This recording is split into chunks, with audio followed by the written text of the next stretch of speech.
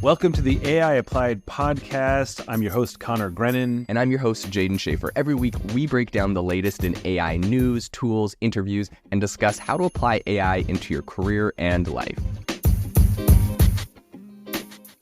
This year has been a wild ride with ChatGPT, and I think for me, it's beyond just like, oh, there's this cool AI tool, but it's like, how do you actually use this AI tool? Because, at first glance, when you're looking at ChatGPT, it's like, oh, there's a prompt field, you type whatever you want in there, it generates something cool. And I think a lot of people have tried like basic levels of that throughout the year where they're like, hey, I need like X, Y, and Z article or, description or a little thing done. They give it, and it kind of gives them a response. And I think that's kind of everyone's first reaction. But then I think we all very quickly realized that ChatGPT became incredibly more powerful and sophisticated if we really learned how to talk to it, use its language, and this whole like prompt engineering came out. So today on the podcast, Connor and I want to break down some of the biggest hacks for ChatGPT that we've discovered this year, some of the biggest prompt engineering tips and tricks. And a lot of this is going to come from OpenAI just releasing a massive new document, which is a breakdown of them literally explaining how prompt engineering works and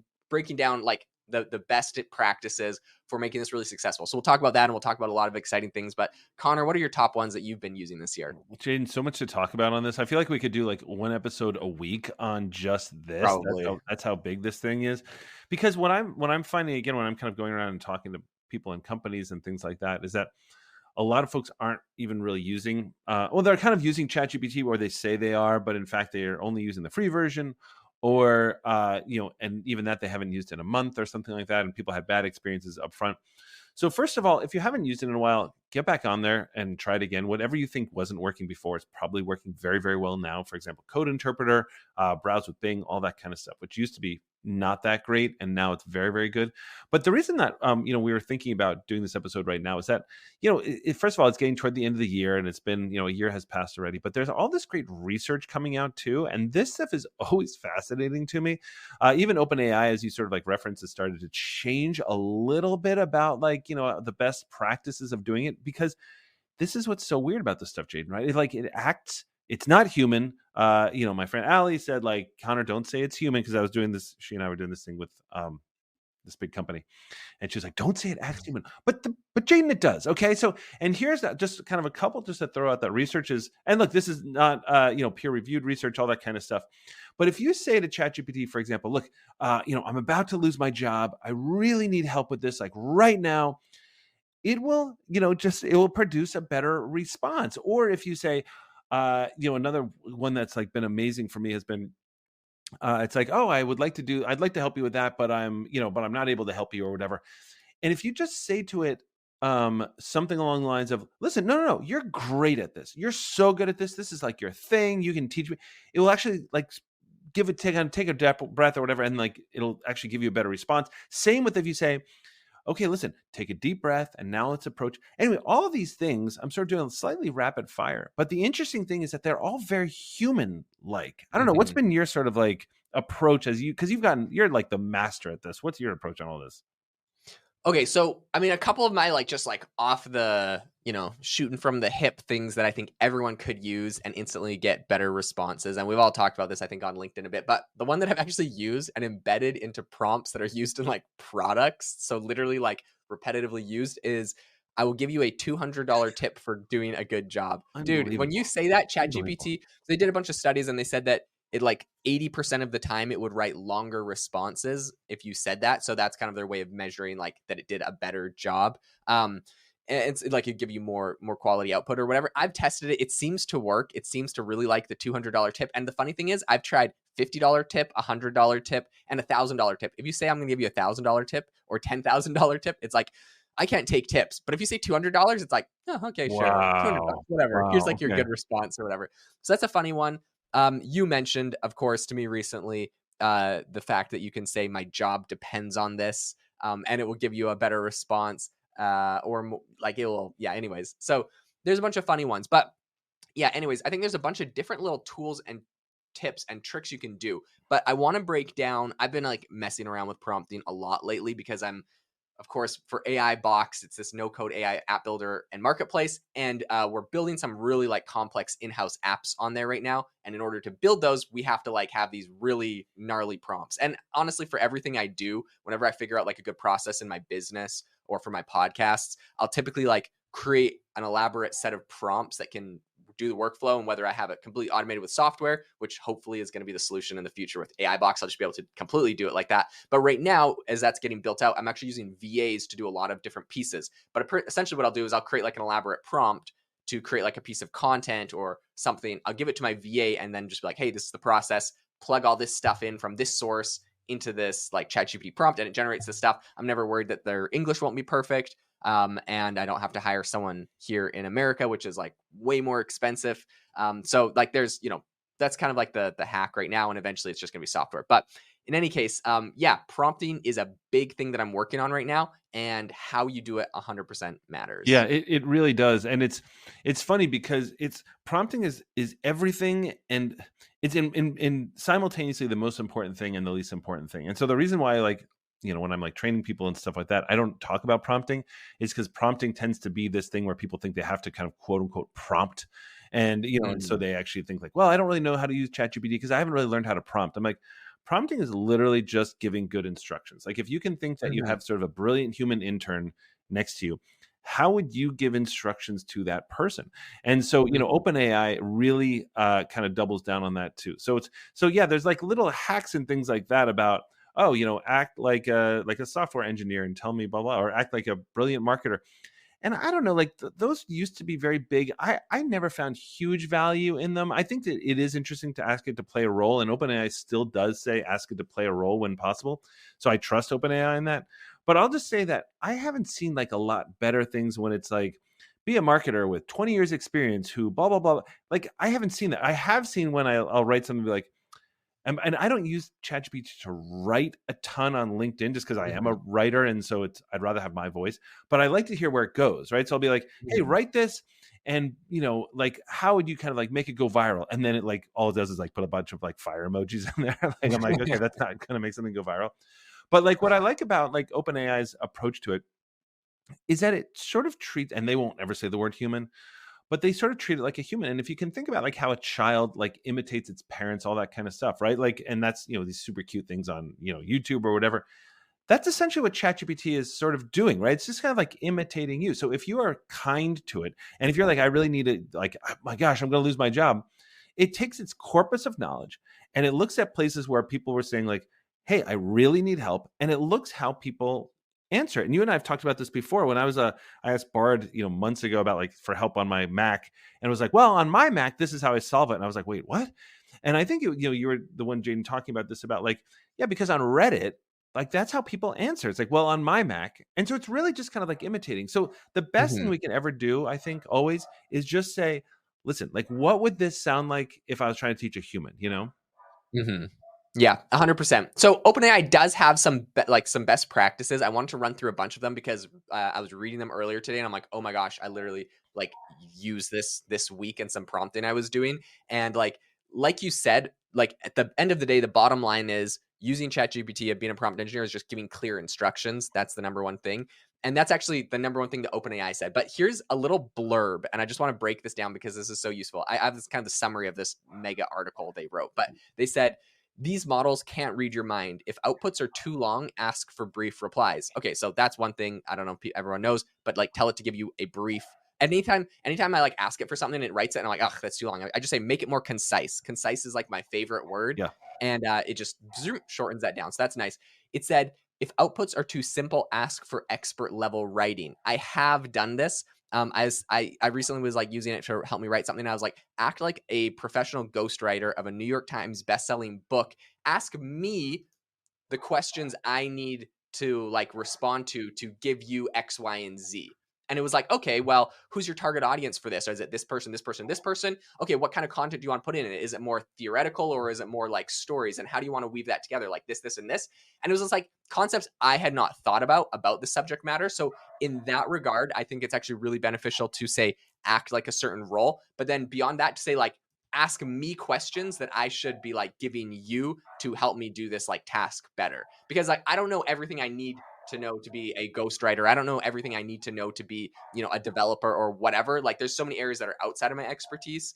So getting it, if you're not an expert at something, get ChatGPT to ask you questions to help you do the job better. That's one Yeah, of my big yeah, no, hacks. that's a great one. It's one that I sort of like use as well, a little bit, kind of to that end too, which is I always tell people like if you're good at something, do the first draft of it, and if you're not good at Mhm. something, like have ChatGPT do the first draft of it, and because otherwise, like there's certain things that I just have no idea about, right? I just don't know what those things are. I'm like, hey, can you like write me a like sort of like a short paper on whatever, and something I don't know. I'm like, oh, then I kind of tweak the writing. But if I know it, I will do the first draft and then I'll ask it to kind of like refine. And I don't even ask it to refine it because it always changes it around, all that kind of stuff. I And in know. my custom instructions is already brevity. And Uh-huh. so I'm always like, okay, no, expand, expand, expand. And but here's the thing on that, right? I think it's like when I'm looking at this thing that you're talking about like OpenAI's thing, it really is like all this stuff where it's like, look, ask it to sort of like work through things step by step, right? So again, Yep. we just keep thinking about this as like super fancy Google, right? Even like you and I, who I think are, pretty good at this, what you were saying was like brilliant. It's like, well, what should I even be asking you? I don't even know what I should be Mhm. asking you. And it sort of like sets the questions. Another great thing that I've seen people do before too is it's like take somebody's work that you like really admire and kind of break it down and say like, how did they think about this? Not, 'cause you're not gonna, Mhm. I mean, there's not really such thing as plagiarism when you're talking about doing this kind of stuff. I mean, you can't take somebody's stuff and Yeah. repurpose it, but it wouldn't work anyway. But more important, it's like, hey, I really admire how this person puts their podcast together or something. Like, tell Mhm. me, like break that down for me. So I think things like that are also really, really useful when you're just trying to learn, right? Yep, 100%. The other thing that I'll say that works really well sometimes when I'm just feeling like super like in a rush and I don't have time to sit there and think about how do I make the clearest instructions to get it to do a thing. If I've done that thing in the past, um, what I'll literally do is like because sometimes like when I ask it to do, I'm like, hey, I need you to write like I need you to write a summary of this thing. It needs to have 4 bullet points. Every bullet point needs to have a title, everything. Like, so there's like I want like a specific output, obviously, that I'm trying to get it to generate. And writing the prompt sometimes is a pain in the butt. So what I do is I just literally take an example of me doing this in the past, and I'm like, I used this information to create this. I want you to create the same thing, but with this information. And it's Wow. like a ginormous prompt with like articles embedded in it and like my outputs and stuff. But it's like I'm not giving it any prompts except showing it like the output that I created and just saying like clone this, but for this but for this piece of information instead. And I found it's actually really good at that. So if you have a specific type of memo you have to write or a specific type of investor update email or like whatever it is, just get one of your past investor update emails, post it in there, be like, this is my investor update email format that I use. Make another one for this month, but here's the new information, and then just like bullet point the information or copy and paste the information from your dashboard or whatever, right? Like that's an example. And then it like generates it beautifully and perfect. And you don't have to like the alternative is like, okay, I'm creating an investor update email. It needs to have these 5 sections. Each section has to have these pieces of content. Each thing has to address this thing. You want to make sure that you talk about like highlight our wins this month and highlight our losses and highlight what we're going to change. Like you could make a prompt that says all of that, or you could literally just give it an example and say, copy this format. Okay, let me ask you this because you're really good at this kind of stuff, and I've sometimes struggled with this, which is I've done that same kind of thing. I've said like, give me an output, and it'll give me the output. But in trying to replicate it, some of the things that I've tried, I'd love to hear sort of like your techniques too, because you have to do a lot of content writing too. Like what I'll do is I'll say like, okay, here's like, even if it gives me like a great output, I'll Mm-hmm. say, okay, so like how did you structure that? Like what was your sort of like internal prompt? So I like use that again. So do you ever like sort of Mm, like ask it to break down its strategy for that and then use that's that as a genius. prompt? No, I love that. Yeah, and that's a great way to do it. If you're lazy, give it the whole thing and say, copy this. And then if it copies it good, say, okay, give me the prompt I would use to do this in the future. Then you don't have to copy and paste your entire document every time. It's like funny. I literally have some prompts that like include full documents in the prompts that have nothing to do with the output. It's just like the easiest way to do it. So I like that strategy because here's the other thing that I've noticed with ChatGPT. OpenAI even mentions this. They say split complex tasks. If Yes. the prompt is too long, it's gonna like just lose track of some of the tasks in there. So I find that sometimes I'm like giving an elaborate prompt for something I want it to do, and I have bullet points of all the things. I'm like, do not mention this, do not say this, Right. do not talk about your cutoff date, do not say anything other than the output text, right? Like I have these like bullet points I'll put there. Once I get to like it's maybe like 9 or 10 bullet points, it starts to forget some of the bullet points and drives me nuts. So then I like look at it, I'm like, okay, like what's the least important bullet point I can eliminate so that like I know that it's gonna mostly like if it could only do 9 of these 10 things, what would they be? And I try to like make it as short and concise as possible. I think that's also a big hack to use as well. So all that to say that your strategy of like getting it to break down a prompt for you is a good idea, because when you do when you give it an entire article to clone or whatever, it's such a big text input that it like might struggle getting an accurate output. Yeah, no, that's right. And first of all, on that, I totally agree because it's when even with those bigger and bigger context windows, like I always think like yeah, like because it doesn't remember things in the middle or it doesn't seem to Yeah. anyway. But that's number one. But then sort of like what you're talking about, I think we're kind of like going around this issue, which is really critical, which is ask ChatGPT how to do the thing you're trying to ask ChatGPT to do. Like it's Mm. I think people don't use that nearly enough, which is and you kind of started this off a little bit with it. It's like, hey, how can I get this sort of like in a more refined thing? And like, if you cause you can get that, then it's really, you can repeat it and repeat it and repeat it. And again, just Mhm. keep thinking like, what would I say to a human? Like if it's not sort of like going well, you're sort of talking about putting examples in there. Put more examples in there. Sometimes like it has a hard time with my voice because I try to be kind of goofy and I'm like, yeah, be like casual. But then as we talk, it's Mhm. like, hey, bro, want to catch a Yeah, few yeah. waves? I'm like, dude, why is every casual guy like surfer guy? So in my custom instructions, there's a lot of don't use any jargon, don't ever harness the power of AI, simultaneously never unleash the power of AI. Like all that kind of stuff I specifically say in my custom instructions because I'm so fed up with it. But also like if it just sort of gets the vibe, then I can tweak it up a little bit. So I've stopped sort of like trying to get it to get my voice down exactly and just get the information down. And then I tweak it with my voice because otherwise I feel like you're just wrestling with it. I don't know if you have like a Mhm. way of doing that well though.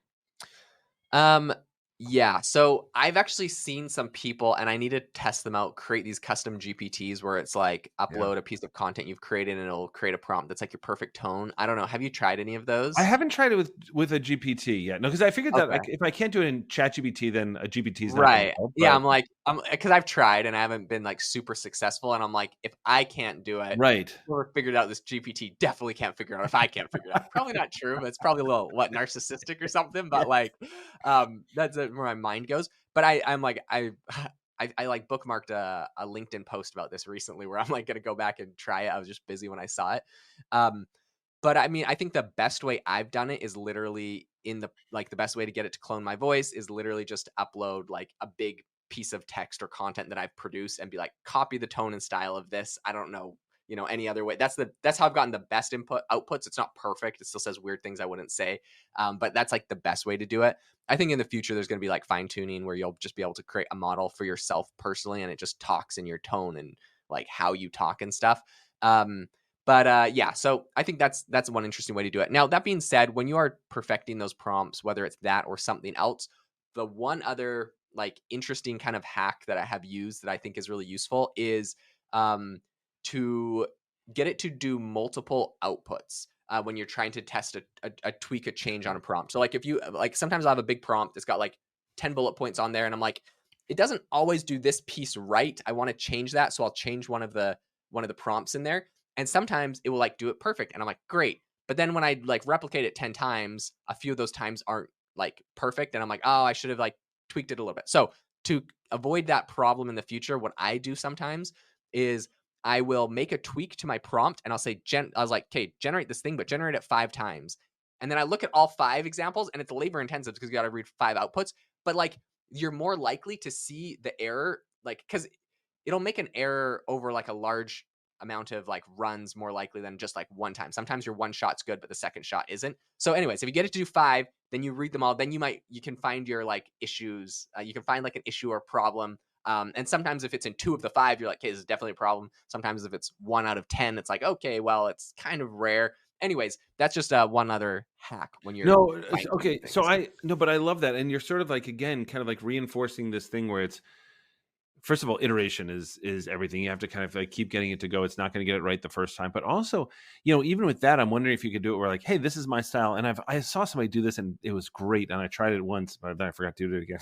But it's like, this is my style. How would you categorize this style? And it's like, well, it's professional, casual with a tinge of blah, blah, blah, with a enthusiastic. And I'm like, right. So then I try that. Sometimes it works, sometimes it doesn't. But again, keep asking ChatGPT what you should be asking because ultimately There's all this like great research. There's really fun things. Jaden is tipping it. Like there's all these like really cool things to do. But ultimately, it's just going to be your relationship with this thing and asking it for help, right? 100%. So, I mean, there's so much to unpack here. We'll definitely someday, when someone cracks the code of making the AI sound exactly like you, and I've actually seen some like very crazy examples that like I'll probably talk about in the future. We'll do podcasts about this. We'll keep you guys all up to date on everything happening there. Just wanted to say though, a massive thank you for tuning into the AI Applied podcast, making this your number one podcast for AI news. We are thrilled to be in the top charts in Apple for business news. It's really exciting for us. You know, Connor and I have not been doing this podcast forever. And so, yeah, we want to say a big thank you, and a big thank you to everyone that has written reviews for us. It helps us a ton. It helps us rank in the charts, helps other people find us. If you haven't done it yet, we would really, really appreciate it if you could just drop us a review. Super easy to do. But thanks so much for tuning in. Hope you got some great value out of this, and we will see you next time. Have a great rest of your week.